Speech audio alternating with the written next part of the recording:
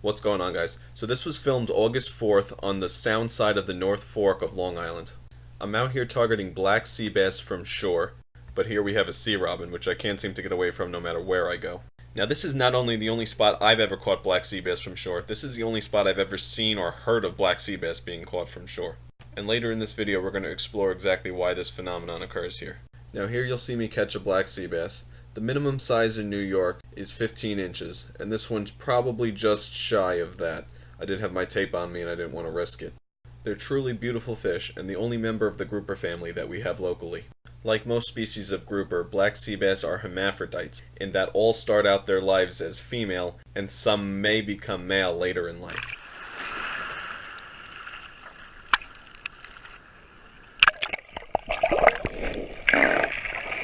After that spot, we traveled east to the very end of the North Fork. It was pouring and I had forgotten that we were allowed to park at the end of this road and we didn't have to walk this last stretch. Try to set up here somewhat.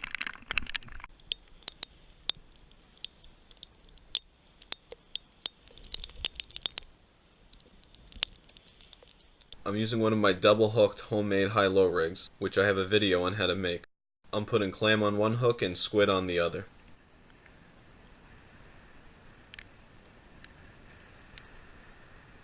I had hoped that this new spot would hold the target species of fish, but it didn't. However, a little later on we got a mammalian surprise here.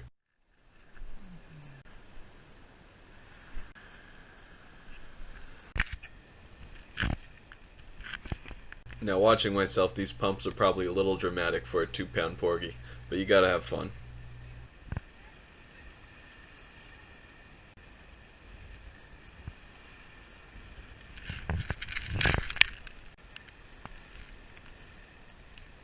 When I looked up, I saw a huge harbor seal's head staring right at me from out of the water. If you're at a computer, full screen this part.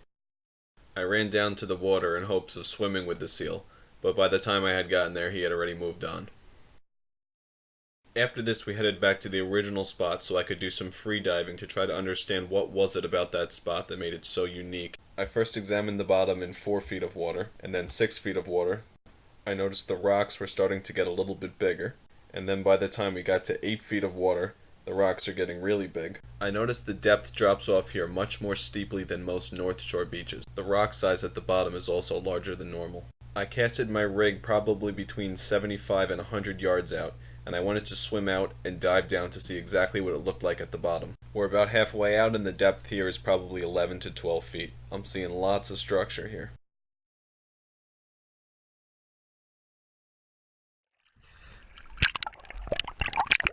Now out where my rig was, it was probably about 15 to 16 feet of depth, but I noticed that at the bottom it was all sand. So I probably had casted my rig out too far, as the sea bass likes structure and not this open sandy bottom. When fishing for bottom species, it's always important to actually understand the bottom. Alright, thanks for watching, please like and subscribe, and I'll see you next time.